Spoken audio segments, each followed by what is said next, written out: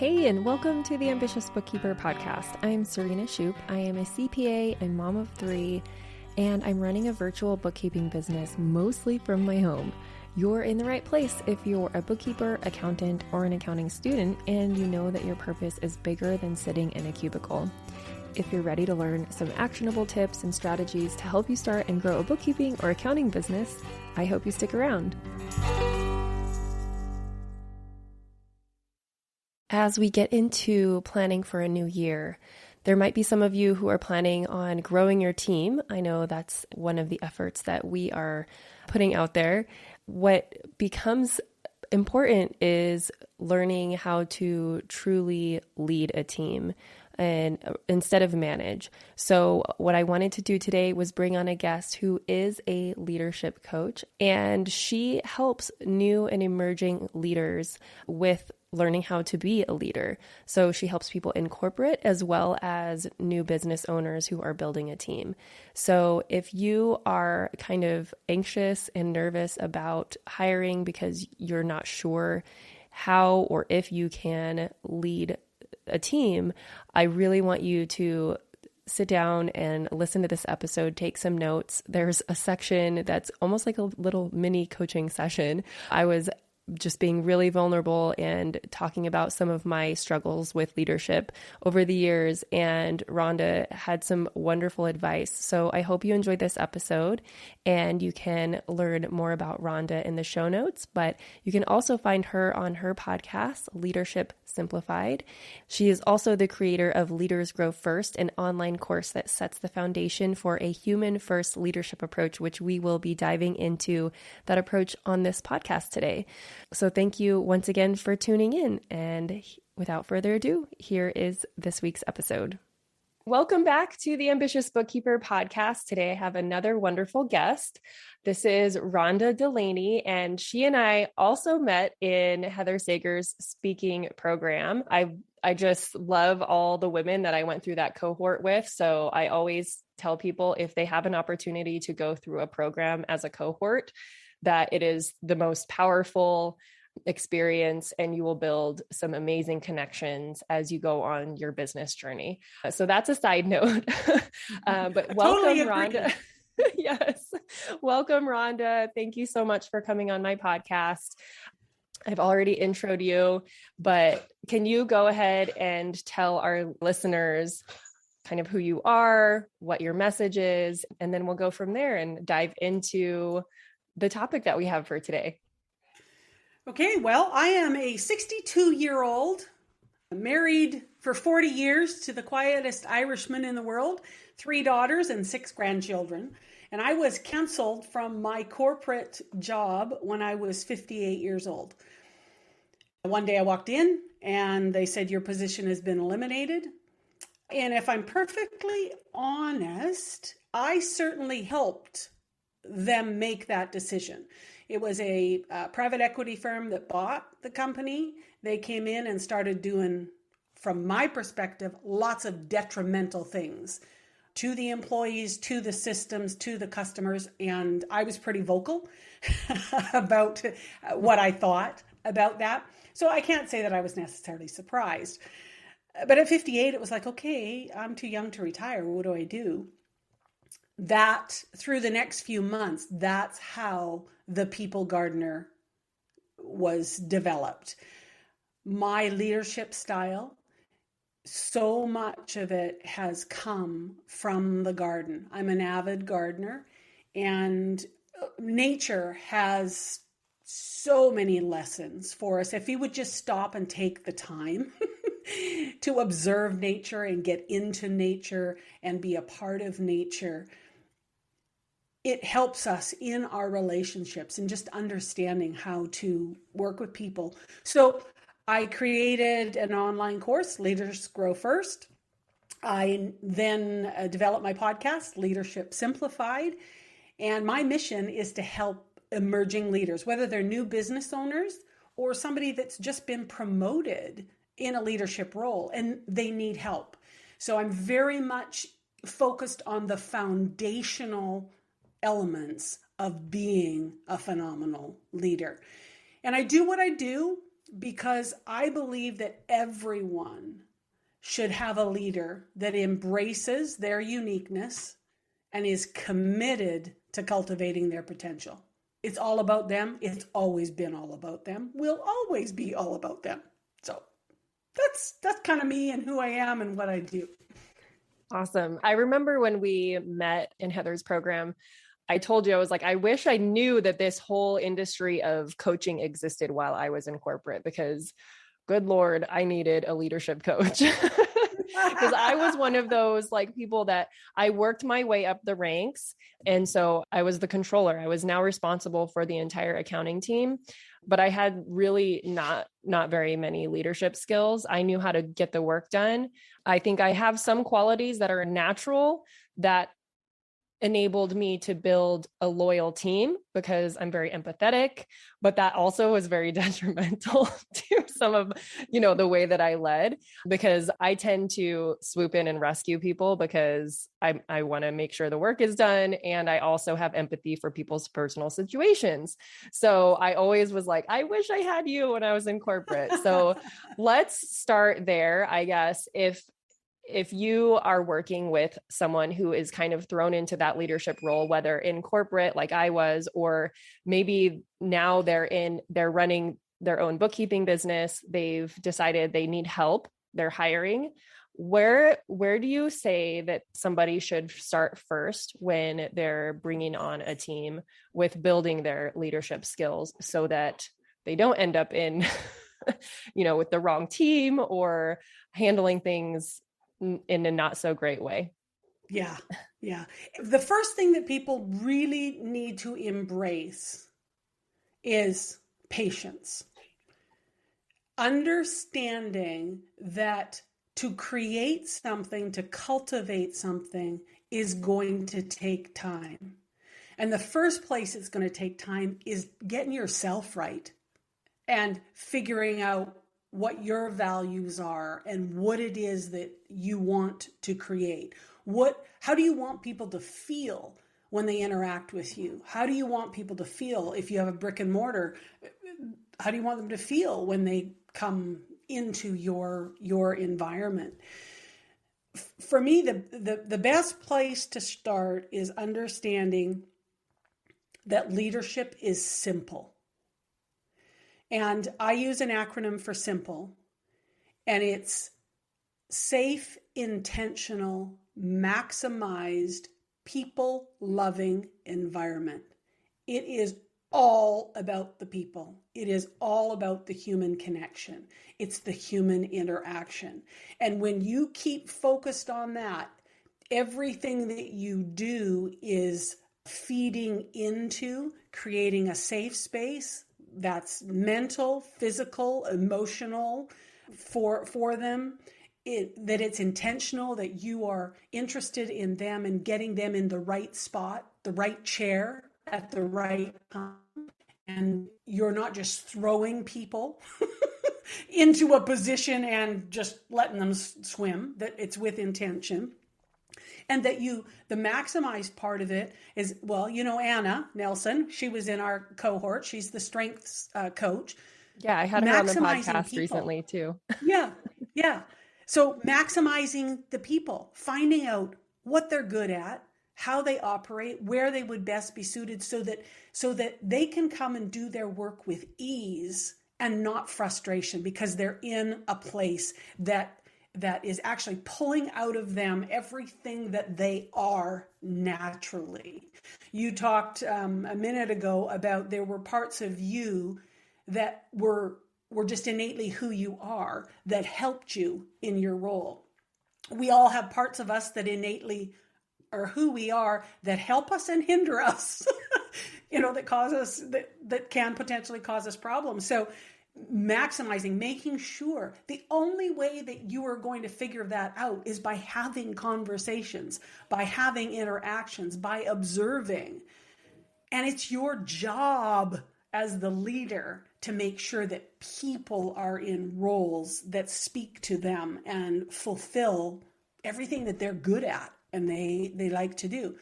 That doesn't mean that there's going to be parts of the job that they don't like. Because there will be. I mean, there isn't any one job where every part of it is just, yeah, right up my alley. Yeah. It's, that's not possible.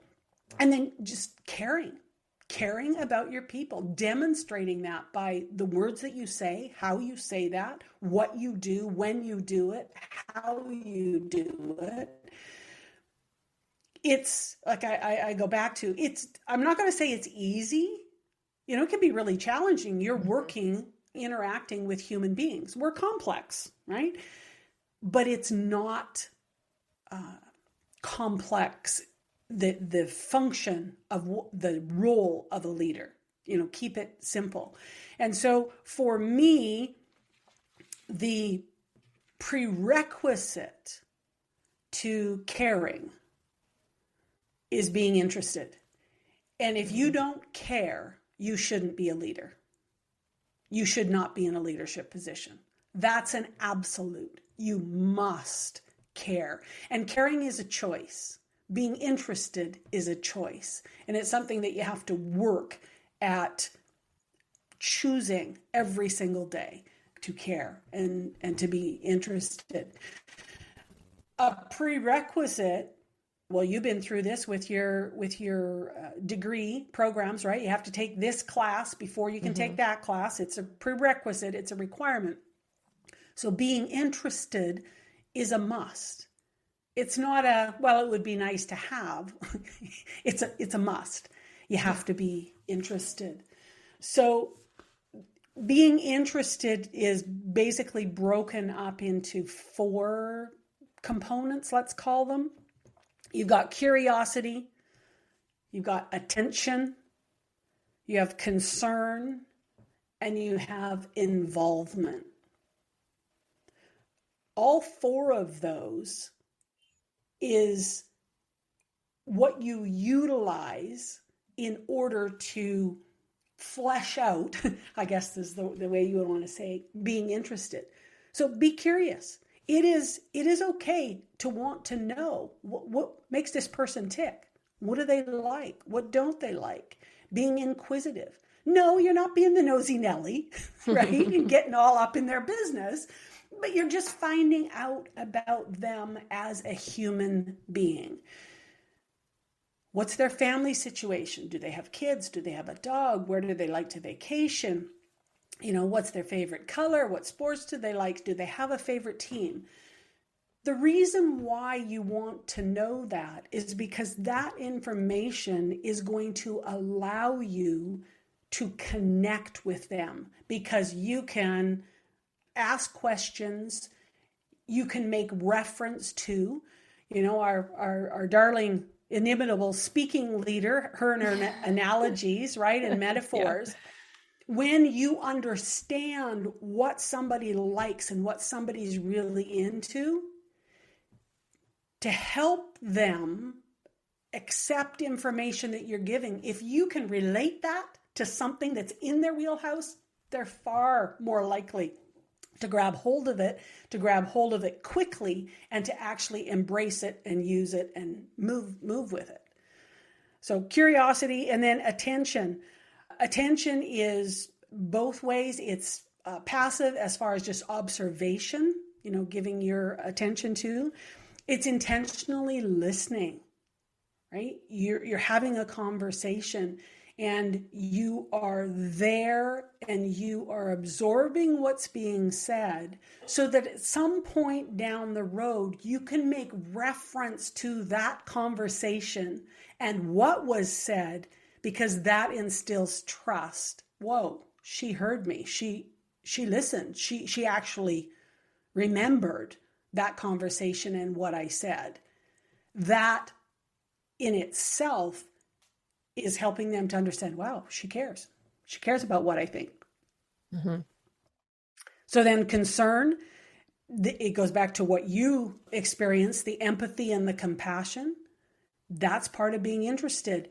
If somebody comes in and you feel like, wow, or you're on a call, you're on a Zoom call, and somebody's just not themselves, and you ask them, hey, you know what, You didn't have quite the same amount of energy. Everything okay in your world? And they say that their dog died, or that their grandmother had a bad fall. She's broken her hip and she's wherever, right? And so you're generating this information. That enables you to circle back to it in a week, in a few days, and ask the question, how's your grandma doing? How are you doing, with the loss of your pet? That again shows interest, and that's the human connection. And so you're able to show your concern, but you have to be interested to start, right? Mm-hmm. You have to be looking, you have to be listening, you have to be observing, you have to be all focused on them in order to get the information that can help you get this connection, this human connection, which is vital to being a phenomenal leader. And then the other one is the involved. It's, active participation. It's helping them. If you have a deadline and everybody's doing absolutely the best they can, and we're still going to be shy, it's, taking your gloves off and getting in there and getting dirty and helping them, being involved, and also making sure that you're interacting with them during their work day so that they know you're there and able to help if they put their hand up and if they have questions. And the more involved you can be, the greater potential of nipping things in the bud that could potentially cause problems. Whether it's with one person, whether it's with the whole department, whether it's with the company as the whole. But the more active that you can be and involved you can be, the better decisions you're going to make because you're going to have more information. So being interested in the human beings that you lead, to me, is the absolute number one thing.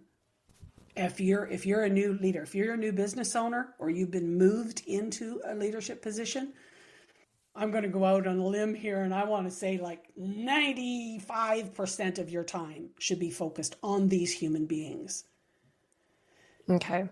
Because these human beings, when they feel safe, when they feel seen, when they feel heard, and when they feel appreciated, will perform beyond anything you would ever expect them to.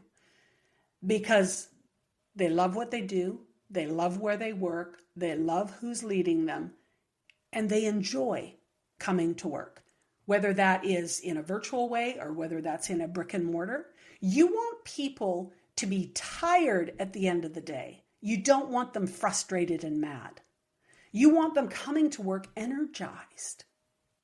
Right? They're excited. They're into their thing. Does that mean that there's going to be parts of the day where it's like, oh, I hate this. I hate doing this. Well, you know what? That's all, it's all part of life. Yeah. It just is the way it is. But focus on your people. I think of you in your scenario with all of these new online business people that you're helping get started in the accounting field. A lot of them are going to be bringing in VAs. They're going to actually have contracts with people to do work. It's no different. It doesn't matter what the structure is.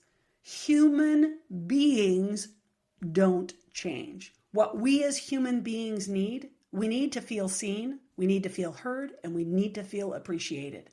And so if you focus any of your interactions on just sticking with that, going, okay, ask the question of your VA. If you notice that the energy is a little bit low, so hey, what's going on? How's it going? It's okay to love people in business. It's okay to feel emotion for them. We need it as humans. We need to feel that connection in order to do well. So am I answering your questions? Yeah. I want to dig into, like, I love that that's the prerequisite is being interested in caring. And the way that you broke it down is really helpful for someone to understand, like, okay, how to do that tactically. Is that a word? Mm-hmm.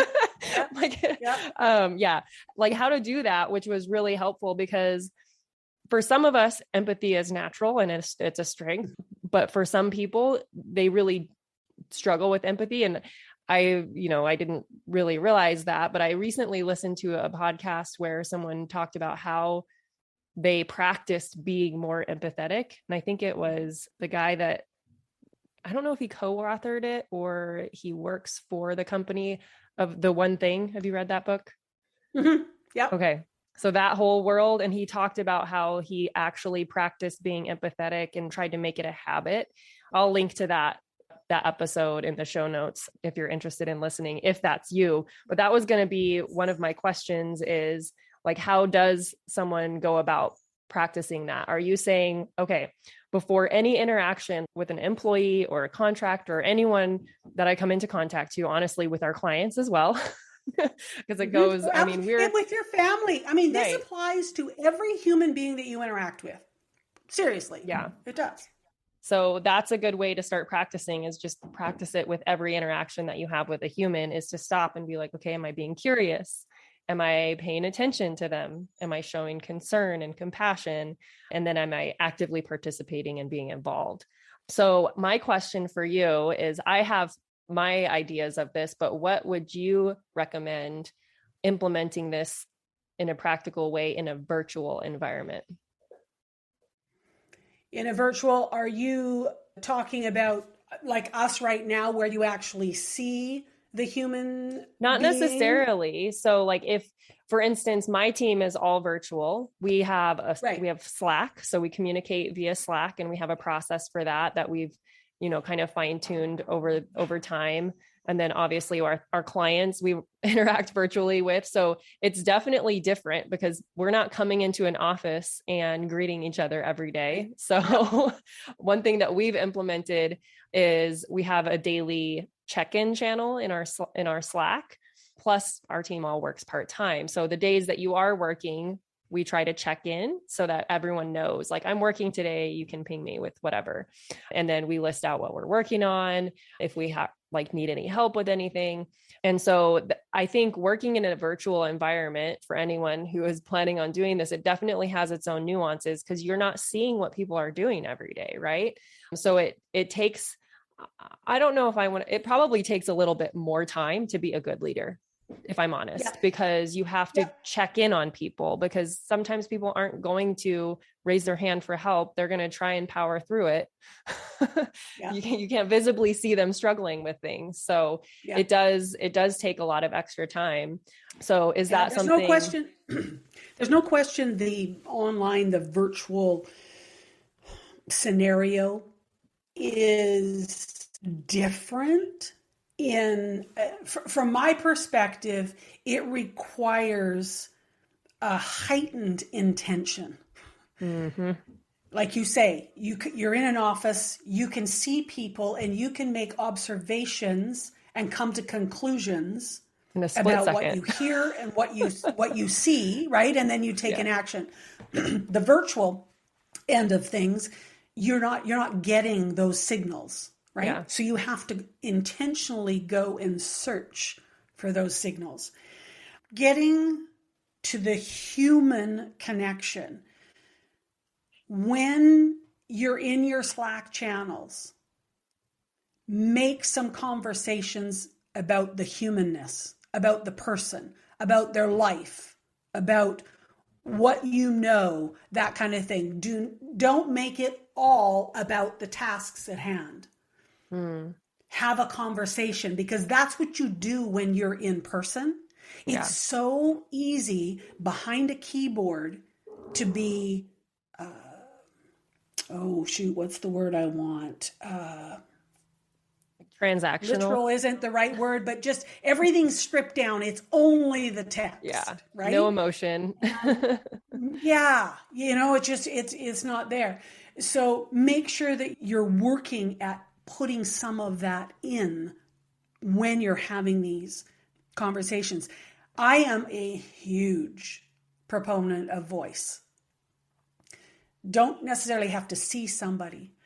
It was funny. There's a fellow online, Hermosi. I can't even remember the guy's total name. Anyway, he put something on his feed that says, if you want me to respond, do not send me a voice message. That's easy for you. It's no good for me. I want bullet points. I want you to think about it. Then I want you to write it. I move that to my story and say, love this man's clarity on how he wants to be communicated with.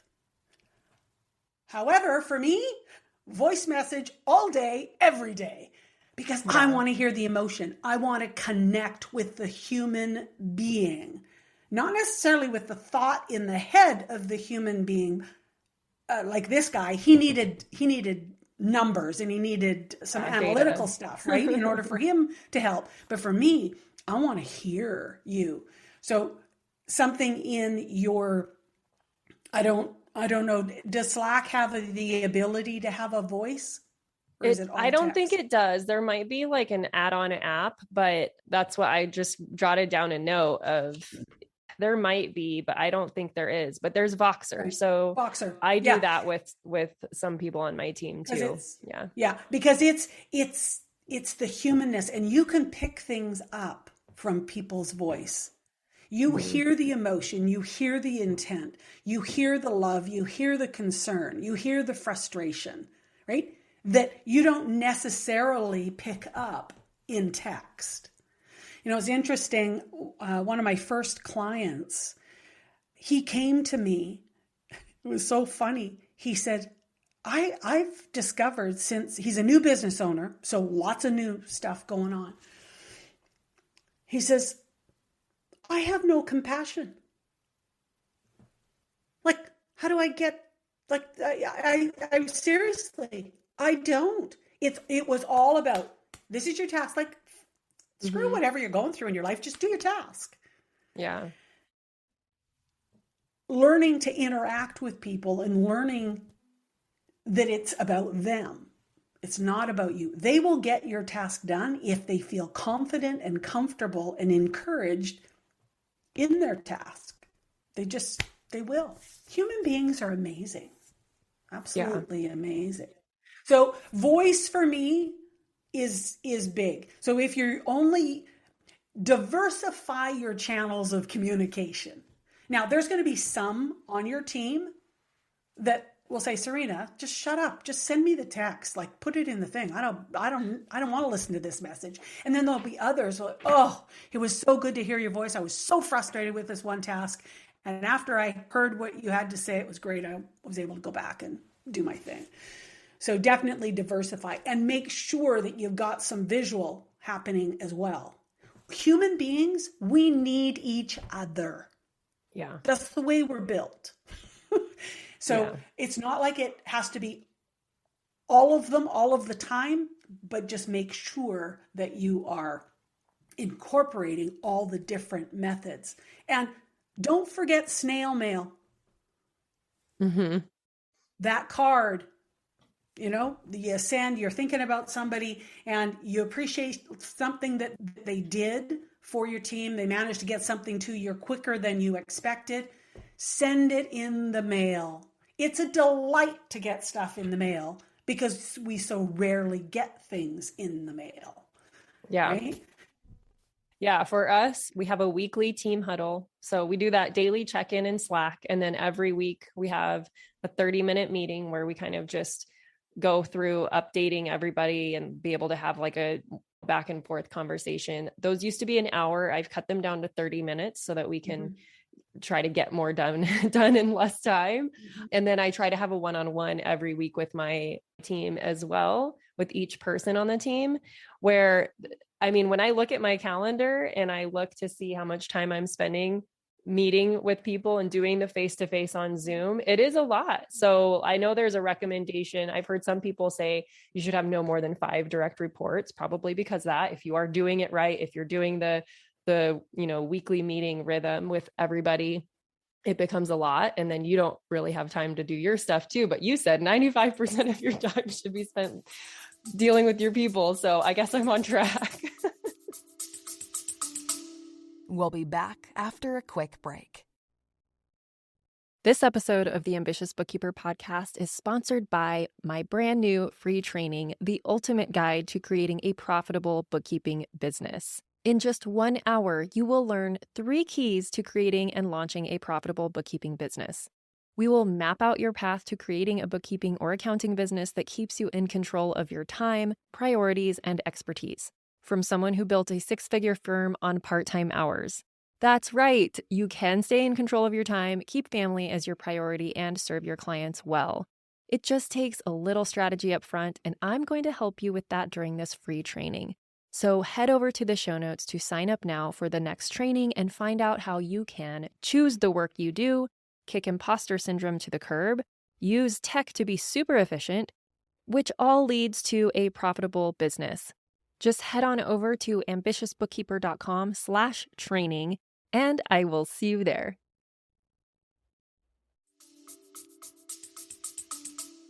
Yeah, well, I say 95 because I am huge on delegation. Mm-hmm. Your focus is your people. It's not on doing the stuff. There's stuff that you're doing that you should be moving off to somebody else, or you should be hiring somebody else. Because if you focus on your people and making sure that your people are happy and that they're engaged and they're fulfilled in their job, they're going to be doing the job well. Okay. You don't have to worry about your business. That's all taken care of itself. Your job is to make the big decisions, right? And you have the information you need to make the big decisions because you are so knowledgeable about everybody on your team, what they're doing, where they're at, where any challenges are, and it's easy to make a decision. Okay, so you're giving me permission to delegate even more. Oh. So this is one of the things that if I struggle with this, I'm sure lots of our listeners do too, is especially if you were, in theory, everyone should have been in the position where they've worked their way up. But I know that some people just start out in leadership roles, and that is beyond, I don't know how that happens. But anyways, the struggle that I have is I had that experience in corporate where the quote unquote leaders appeared to not really be doing anything. They weren't really supporting the team either. So it's like they were delegating everything, but they also weren't supporting us as people. So I don't ever want to be perceived as that type of person that's like, well, she's not doing anything. She's just pushing everything on us, right? Yeah, I'm sure you've heard this before. Oh yeah. So that's why I keep certain things. Unfortunately, there's lots of leaders out there that are exactly that. They're lazy and they think that the title of leader or the title of VP gives them the right to push everything off their desk onto other people. When you delegate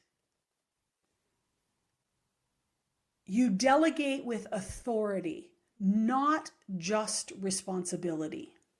And when I say authority, you give that person that you are delegating to the authority to push back at you, the authority to complain to you because this is not working, which then gives you the opportunity to remove roadblocks.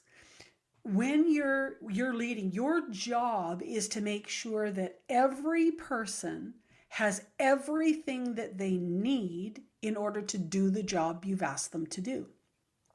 So if you're delegating something to somebody and that something is really messing with the rhythm of their desk and their function and what it is that they do,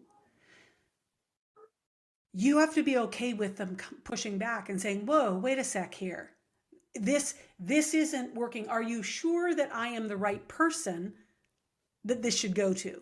Not that they're lazy, not that they don't want to do it, but you have to make sure that it makes sense. You have to make sure that it's as streamlined as possible.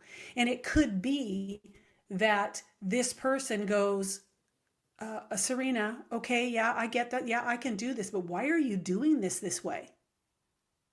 You do know that there's this, and this that could eliminate that and that and that. And we'd still get to the same thing. And then you have to be okay with going, oh, they're going to do it different. I gave it to them, but they're not going to do it the same way I did it. It's like, I'm not sure about that. Right? But if you're going to move it off, you have to give them the authority to do the work, but do it in a way that works for them at their desk with what they have. As long as it's getting the same result. You're getting the same result. Right. The result is what you need as the leader. How they get there when you've added it to their plate, they have to know it's okay for them to change how you were doing it to something that works for them at their desk. Yeah. I'm a full-on believer that everybody is president and CEO of their own desk. And I want people to speak up. I want them to make sure that they understand the ramifications of something coming to their desk. I want them to set the culture at their desk. I want them to figure out how they want people to feel, how they want people to interact, because our desk has two sides. It has the incoming stuff and it has the outgoing stuff. Every single person affects people both ways.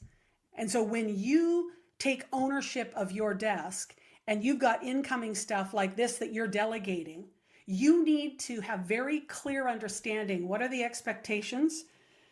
How is this going to fit in? You need to ask the questions. And as a leader, you have to invite the culture that gives people the confidence to push back, to clarify, to ask questions, to question why.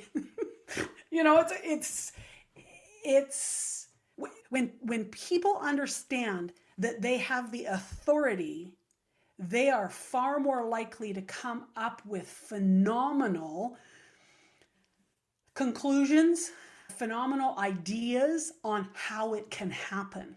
If they're just told, just like you, the piling on, just delegating all this stuff. Here's this stuff. Here's how you do it. Here's this. Here's how you do it.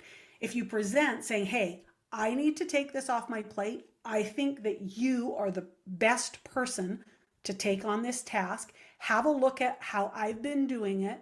Figure out whether that would work for you with the tasks that you've got. And then let's have a discussion. And, please come up with any ideas, any way to make this easier. I'm here for it. Invite them to participate in the problem solving. Because the reality is, back in the corporate day when you actually had people in the room, and it works virtual too, you just have to have a group meeting, is the cumulative IQ of your team is far greater than yours. They're going to come up with a better solution than you ever could on your own, because you've got people with different IQs, different perspectives, different personalities, different cultures that they grew up in, different life experiences. They're going to come up with a better solution. And I often say they come up with the best, not a better one, but the best, because of the diversity of the thinking and the perspective. Yeah. Does that help? Yeah, that's super helpful. This is awesome. Okay, let me go back. Let's backtrack a little bit. When you were going over your simple framework, you had safe, intentional, maximize, people, loving environment. Okay. Yeah. I just want to make sure. The history of corporate, because it was male dominated and men back in those years weren't supposed to have any emotion. Mm-hmm. Right? You're just supposed to be these robots. It's created this inaccuracy that emotion is a bad thing. Yeah. That loving and caring about people, kindness, that these are all weak. They shouldn't even be in the same room. And it's so opposite to what should actually be. We need to care about people. We need to get out of our own way, the self-absorption, right? And focus outward, focus on the people that are out there. Because at the end of the day, if you want to feel good about how you're doing as a leader, your people have to be happy. They have to feel like what they're doing matters. They have to feel like they are seen and they're heard. That is emotion, the feeling. They have to feel that. They can't just see it on a piece of paper, like some boxes ticked. Mm-hmm. You have to actually feel it. And the only way that you can get that is by being interested in them, by having an honest desire to create a human connection with another human being. And there's no question, our personalities definitely make it easier or harder to create human connection, right? Those like myself I love people, I'm gregarious, I have no problem at all. My husband, Trevor, who's, like I mentioned before, the quietest Irishman in the world, it would be super difficult for him to do it on scale because he's a big time introvert and he's not necessarily, I tease him, I said, I'm not even convinced you like people. Okay, now I have to ask you because I feel like the majority of accountants are introverts. And I think this is where Absolutely. a lot of people get in their head about, are they capable of running a business because they're introverted? Can they do sales? Can they lead a team? Absolutely. What is your take on working with introverts and getting them through that? Because I mean, I think it works really well with a small team for sure. Like I'm an introvert, but once you get into my little world here, like you are my favorite people because there's so few of you.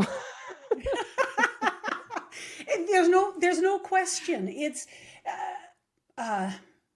one of the clients that I worked with, a company down in Seattle, they've hired me. I've coached, I don't know, 5, 6 of their leaders that lead different. And this one, she's in the accounting department and she was an introvert.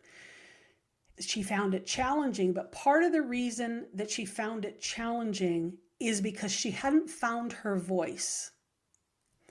And what I mean by that is her owning who she was, owning her introversion, and figuring out how she could give her boss and the company what they wanted, but in her way.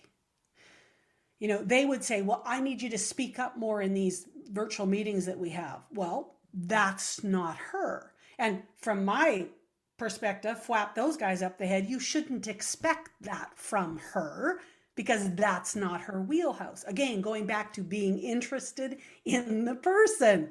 That's not how she does it. But she started to find ways that she could create information and do things to demonstrate that she was engaged in her job. She did have a lot to share, and she was critical thinking, and she had saved the company money here, and she'd made the company money there. But don't let introversion be an excuse for not connecting as a human being. You don't have to be, oh, hey, how's it going. It's so nice to see. You don't have to do any of that kind of stuff. Nobody would expect it. In fact, they'd probably be scared because they know that that's not who you are. Yeah. Right? Just be yourself. And when it's something that you have to work at, set yourself a goal. I have these little, I'll show you on the screen, the Scrabble tiles, right? You can get them anywhere. They're just blank. Get that Scrabble tile and just do 5 of them every day. You've got five tiles and you have them on your desk and you've got a bowl or a jar or whatever over here. By the end of the day, the 5 tiles from the desk need to be in the jar, and each one of those tiles represents a time that you were interested, a time that you were curious, a time that you were engaged, that you were involved, that you were concerned, that you were paying attention every day. Before long, it'll become natural.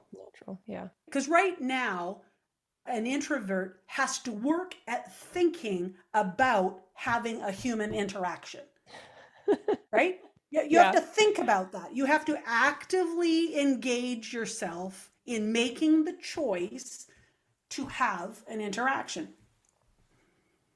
So take these 5, start having them, and then it's not going to feel so heavy and feel so laborious.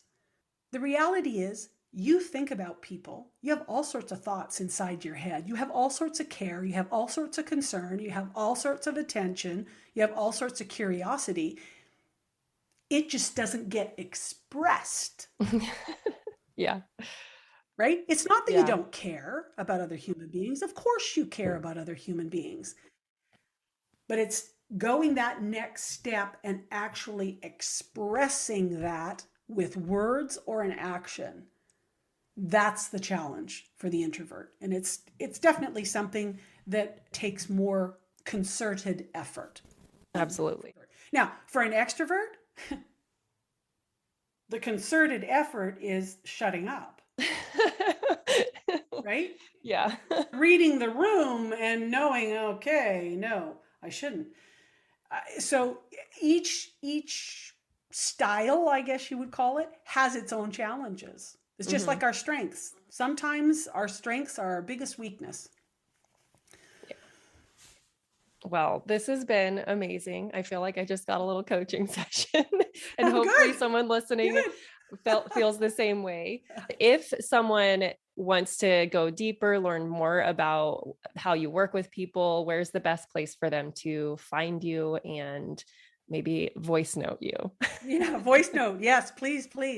My website, rhondadelany.com, is a good place to start. I am the People Gardener on Instagram. I'm probably most active on Instagram, and then LinkedIn, I'm Rhonda Delany. And Instagram and LinkedIn both have voice memo capability. So yeah. Awesome. So if they connect with you, they're likely to get a voice note back from you. Yeah, more than likely. Awesome. Unless they send me an email at rhondadelany.com. I suppose I could do a video back. That's one thing too that sometimes we do with our team is the Loom videos. Like if it's something that needs more of a visual, just thought I'd throw that out there. But also, do you have I see you have created a little something on your website for our listeners. If they go to rhondadelany.com/ambitiousbookkeeper, right? And all these links will be in the show notes to make it easy for you to connect and get more information. If someone is interested in learning, and your podcast, right? Leadership Simplified. There's lots of great information on there. Yeah. Rhonda has some really great guests on frequently. I love listening to your podcast. It's very calming too. So it's like when I need like something in my ear that's not just like a lot of, I don't know, something, I get overstimulated at the end of the day. Yeah.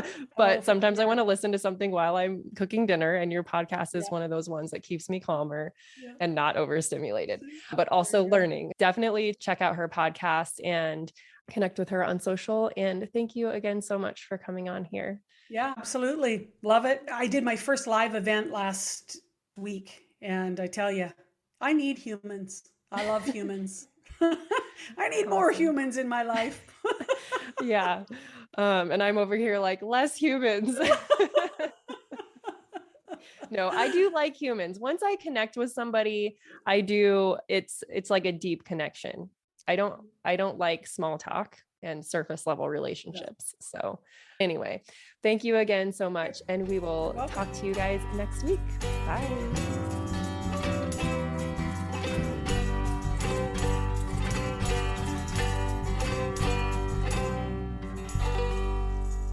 Be ambitious.